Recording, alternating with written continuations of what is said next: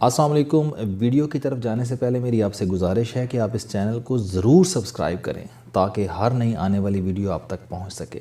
Doctor Asif علی کا تعلق چکوال سے تھا۔ انہوں نے 1990 عیسوی میں قائد اعظم یونیورسٹی سے میتھمیٹکس میں MSc کیا اور گولڈ میڈل کے ساتھ پہلی پوزیشن حاصل کی۔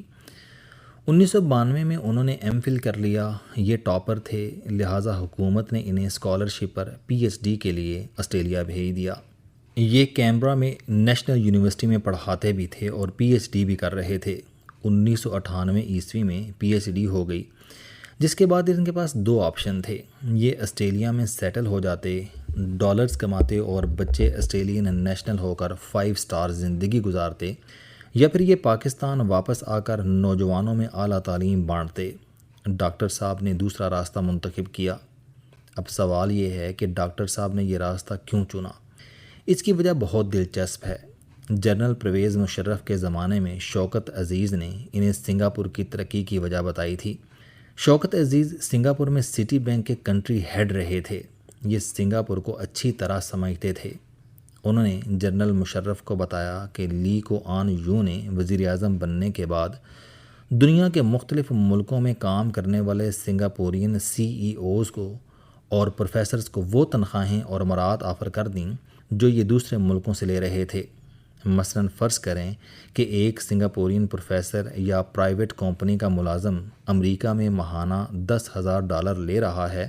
وزیر اعظم نے اسے پیشکش کر دی کہ تم سنگاپور واپس آؤ اور یہ تنخواہ ہم سے لے لو۔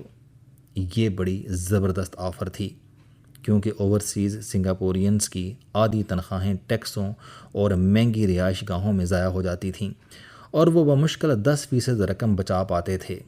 سنگاپور میں ان کے اپنے مکان تھے اور ٹیکس بھی امریکہ کے مقابلے میں کم تھے، لہٰذا یہ بڑی آسانی سے تنخواہ کا 60% بچا سکتے تھے۔ چنانچہ اس آفر کے بعد 80% پڑھے لکھے سنگاپورینز واپس آ گئے۔ حکومت نے CEOs کو بڑی تنخواہیں دے کر بیوروکریسی میں شامل کر لیا، جبکہ پروفیسرز کو کالجوں اور یونیورسٹیوں میں پڑھانے کی ذمہ داری دے دی، اور ان لوگوں نے 10 سال میں سنگاپور کو اکنامک پاور بنا دیا۔ شوکت عزیز نے جنرل مشرف کو یہ بتایا کہ سنگاپور کے بعد ملائیشیا اور چین نے بھی اسی فارمولہ کے تحت ترقی کی، لہٰذا ہم اگر ترقی چاہتے ہیں تو ہمیں بھی یہ کرنا ہوگا۔ ہم اگر دنیا بھر سے اپنے ٹیلنٹڈ پاکستانی واپس لے آتے ہیں تو ہم ترقی کی سڑک پر آ جائیں گے، لیکن اس کے لیے ہمیں انہیں اسپیشل پے اسکیل دینا ہوں گے۔ جنرل پرویز مشرف راضی ہو گئے اور انہوں نے 15 مارچ 2002 عیسوی کو دنیا بھر میں موجود پاکستانی پروفیسرز کو واپس لانے کے لیے ٹاسک فورس بنا دی۔ پاکستان کے مشہور بزنس مین اور لمز یونیورسٹی کے بانی سید بابر علی اس ٹاسک فورس کے چیئرمین اور آغا خان یونیورسٹی کے صدر شمس قاسم لاکھا کو چیئرمین تھے، جبکہ ممبرز میں اس وقت کے اعلیٰ پروفیسرز اور وائس چانسلرز تھے۔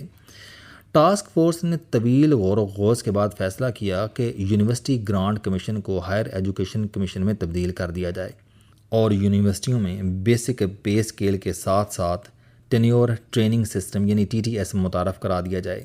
TTS عام روایتی سسٹم سے بالکل مختلف ہو۔ یہ صرف بیرون ملک سے PhD کرنے والے پروفیسروں اور دنیا کی بڑی یونیورسٹیوں میں کام کرنے والے پاکستانیوں کو آفر کیا جائے۔ انہیں ڈالرز میں تنخواہ دی جائے اور یہ ہر سال پرائیویٹ کمپنیوں کی طرح ان کی کارکردگی کا جائزہ لیا جائے۔ فیصلہ ہوا بیرون ملک کام کرنے والے پروفیسرز کو ماہانہ $3,000، ایسوسیٹ پروفیسرز کو $2,000 اور اسسٹنٹ پروفیسرز کو $1,333 کے برابر تنخواہیں دی جائیں گی، تاکہ یہ یورپی ملکوں کے برابر تنخواہیں پاکستان میں لے سکیں۔ ٹاسک فورس کی سفارشات پر عمل درآمد شروع ہو گیا اور 2007 تک 4,000 پروفیسرز پاکستان واپس آ گئے اور انہوں نے پاکستانی یونیورسٹیوں میں پڑھانا شروع کر دیا۔ ان میں سے آدھے ہائر ایجوکیشن کمیشن کے اسکالرشپس پر باہر پڑھنے گئے تھے اور یہ اس آفر کے بعد انٹرنیشنل یونیورسٹیوں کو لات مار کر واپس آ گئے۔ پروفیسر آصف علی بھی ان میں شامل تھے۔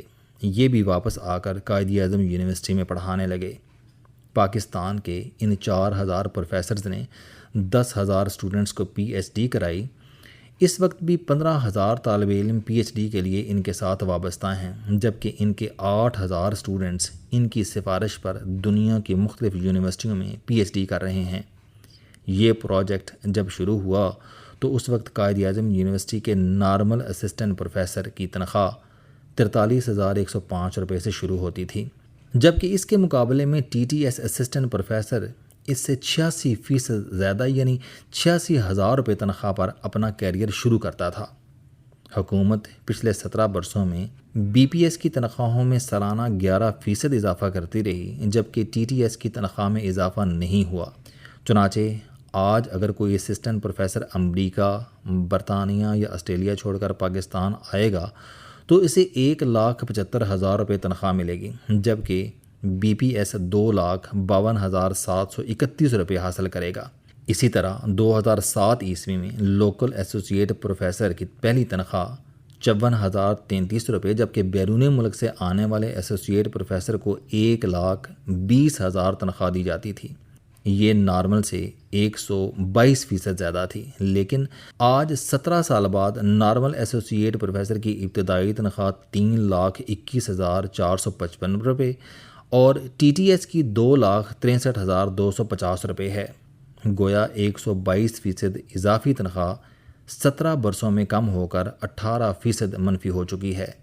اسی طرح 2007 عیسوی میں قائد اعظم یونیورسٹی کے نارمل پروفیسروں کی ابتدائی تنخواہ 72,127 روپے اور ٹی ٹی ایس پروفیسروں کی تنخواہیں اس سے 150% زیادہ یعنی 1,80,000 روپے تھیں۔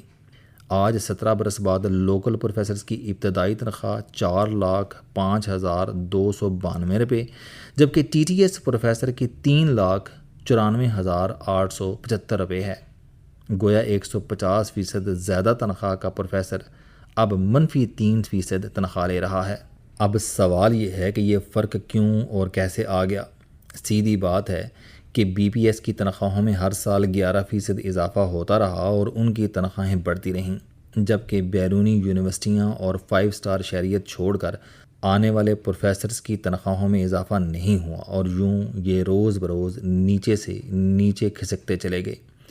حکومت آج بھی اربوں روپے اسکالرشپس دے کر طالب علموں کو بیرونی یونیورسٹیوں سے پی ایچ ڈی کرا رہی ہے، لیکن سوال یہ ہے کہ کیا یہ امریکہ، یورپ اور آسٹریلیا سے 3,000 سے 5,000 ڈالر کی نوکری چھوڑ کر اب پاکستان میں 600 ڈالر کی نوکری شروع کر دیں گے، اور وہ بھی اس عالم میں کہ لوکل اسسٹنٹ پروفیسر ان سے 18% زیادہ تنخواہ لے رہے ہیں۔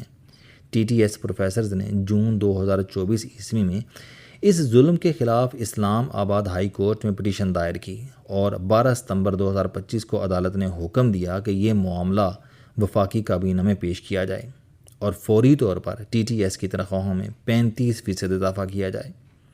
حکومت اب اس فیصلے پر عمل کرتی ہے تو اسے بھاری رقم دینا پڑے گی، لہٰذا میری اطلاع کے مطابق یہ اب سپریم کورٹ سے رجوع کریں گی اور یہ معاملہ وہاں جا کر لٹک جائے گا اور اس کا سیدھا سادہ ملک کو نقصان ہوگا۔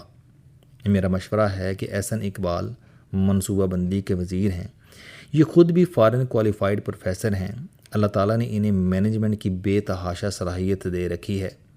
وزیر اعظم اگر انہیں اجازت دیں تو یہ 10 منٹ میں یہ معاملہ نپٹا سکتے ہیں۔ یہ فوری طور پر ٹی ٹی ایس سے رابطہ کر کے ان سے ماضی کے انکریمنٹس معاف کرا سکتے ہیں، یا یہ انہیں پلاٹس کے دیگر مراعات میں ایڈجسٹ کر سکتے ہیں۔ یہ ان کی تنخواہیں نارمل ٹاسک فورس کی تجاویز کے مطابق کر سکتے ہیں۔ یوں اسسٹنٹ پروفیسرز کی تنخواہ 4,71,000، ایسوسیٹ پروفیسرز کی تنخواہ 7,07,411 روپے اور فل پروفیسر کی 10,61,117 روپے ہو جائے گی۔ اس کے 2 فائدے ہوں گے۔ دنیا بھر میں موجود نیا پاکستانی ٹیلنٹ دوبارہ پاکستان آنے لگے گا، اور وہ پروفیسر جنہوں نے ماضی میں حکومت پر اعتماد کر کے غلطی کی تھی وہ بھی مطمئن ہو جائیں گے۔ یہ فارمولہ اگر سنگاپور، ملائیشیا اور چین میں کامیاب ہو سکتا ہے تو پاکستان میں کیوں نہیں؟ اور آخری بات، سابق حکومتوں کے سارے پروجیکٹس غلط نہیں ہوتے۔ اگر میاں نواز شریف نے پیپلز پارٹی کے آئی پی پیز اور بے نظیر انکم سپورٹس پروگرام قبول کر لیا تھا اور جنرل پرویز مشرف نے میاں نواز شریف کی موٹر وے کو تسلیم کر لیا تھا، تو آپ بھی جنرل مشرف کی اس نوعیت کے اچھے اقدامات کو مان لیں اس سے ہمارا دائروں کا سفر کم ہو جائے گا، ورنہ ہم اسی طرح پیچھے دوڑتے چلے جائیں گے۔